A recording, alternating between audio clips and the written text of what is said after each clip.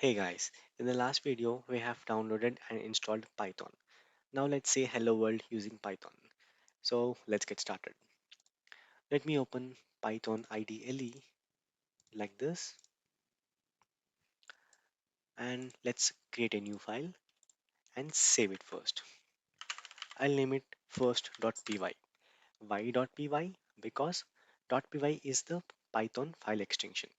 So we need to make sure to save the file with .py. Okay, let's save it. Okay, let me choose desktop and save it. So I'll write print with single quotes inside this open and close brace. And we can put any string inside it. So I'll write hello world and save using Control S. To run this program, we can go to run and click run module or we can click F5.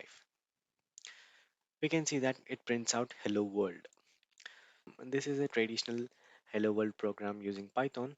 And please don't worry about this print word and the reason for placing this single quotes between this string and all other questions if you have in your mind.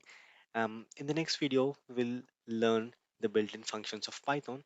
At that moment, you'll understand what is the meaning of this print and few other methods of Python.